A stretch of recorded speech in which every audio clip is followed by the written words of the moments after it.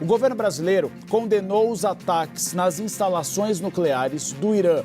Além disso, as autoridades do governo veem força do bloco do BRICS neste conflito pela integração dos países do Oriente Médio. Quem traz as informações neste domingo de cobertura de Breaking News é o nosso grande analista de política e economia, o Caio Junqueira. Caio, seja bem-vindo, meu amigo, aqui à cobertura do Breaking News do Agora CNN. Primeiro, eu gostaria que você analisasse essa nota do Itamaraty, porque ela usa termos muito duros. Ela fala em repúdio veemente ao ataque dos Estados Unidos. Quando a gente olha para a linguagem diplomática, termos utilizados dessa maneira, veementemente, são um pouco duros. Vão além do que a gente espera da diplomacia mundial. Isso indica de que realmente o governo brasileiro, nesse caso, vai se posicionar daqui para frente de uma maneira um pouco mais direta? Bom, vamos lá, Uribe. Boa tarde a todos. Sim, essa condenação com veemência, né, já desde cedo as autoridades ali, tanto do Itamaraty quanto do Palácio do Planalto, que a gente vinha conversando neste plantão, neste Breaking News, Uribe, já vinham sinalizando uma condenação no bastidor ali, né, ainda extraoficial, por dois motivos principalmente, Uribe. Primeiro, porque eles consideram que o ataque, tanto os ataques de Israel contra o Irã, quanto agora o ataque dos Estados Unidos, ferem a soberania do Irã.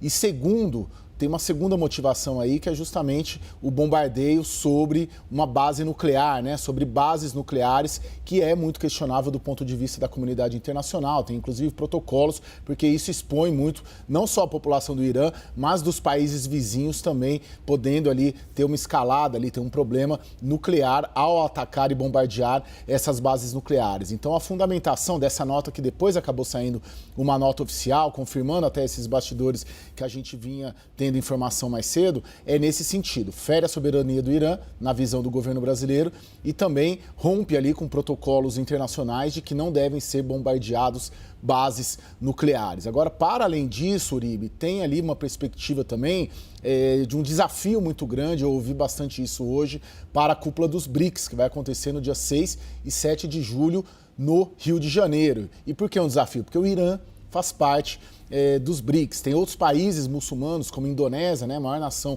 muçulmana do mundo, também faz parte dos BRICS. Tem países do Oriente Médio, Emirados Árabes Unidos, Arábia Saudita, que faz parte também dos BRICS. O Egito, né, ali também muito próximo dessa região de conflito, também faz parte dos BRICS. Então, os diplomatas com que eu conversei, eles colocam uma posição desafiadora para o Brasil e para todos os países dos BRICS, porque esse ataque ocorre há poucos dias, ali, há poucas semanas, dessa cúpula que vai acontecer aqui no Rio de Janeiro. Lembrando que o Brasil está exercendo ali a presidência rotativa, temporária dos BRICS, e tem um país agredido, vamos dizer assim, que é o Irã, que integra o BRICS. Uribe. E aliados também, a China e a Rússia, daqui a pouquinho, e a gente vai exibir ao vivo os discursos do Conselho de Segurança da ONU, às 3 horas de Nova York e 4 horas da tarde aqui do Brasil, já propõe também o esboço de um acordo de cessar-fogo. Então a gente vê que o Sul Global tem se posicionado de uma maneira, enquanto os Estados Unidos de outra. Caio, você cobre muito bem Petrobras e a questão energética mundial e nacional. A gente tem uma ameaça do Irã nesse momento, a decisão final vai ser do líder supremo do Irã, Ali Khamenei, da possibilidade de fechamento de algumas áreas do Estreito de Hormuz. Conversando com fontes aqui do Brasil, como elas têm visto essa possibilidade? Tem um grande risco do preço do petróleo aumentar muito no mercado internacional? O JP Morgan fala de aumentar para $130 o barril do tipo Brent. Isso pode afetar também o preço da gasolina aqui no Brasil, pela perspectiva do governo brasileiro?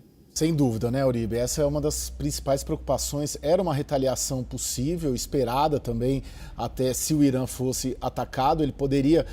teria dois caminhos, né, que ainda estão em curso, né? Porque o estreito ainda não foi completamente fechado. Você tem uma decisão ali do parlamento iraniano para o fechamento, ele deve ser fechado, mas ainda não foi fechado. Essa seria uma retaliação do ponto de vista econômico ao Ocidente, porque, como você disse na abertura ali, 30% do gás, 20% do petróleo que circula no Ocidente sai ali do Estreito de Hormuz. Então é uma retaliação do ponto de vista econômico, mas também pode vir a ter também a retaliação do ponto de vista militar, que seria o ataque a bases americanas ali na região do Oriente Médio. Tem uma estimativa ali mais ou menos de 20 mil americanos ao redor ali do Oriente Médio. Então tem essa expectativa também de que possa haver uma retaliação nesse sentido. E claro, aqui no Brasil pode ter um impacto sim no preço da gasolina, porque se o petróleo tem uma ampliação do seu valor internacional, acaba tendo um impacto aqui dentro. Lembrando que no primeiro dia ali dos ataques de Israel contra o Irã,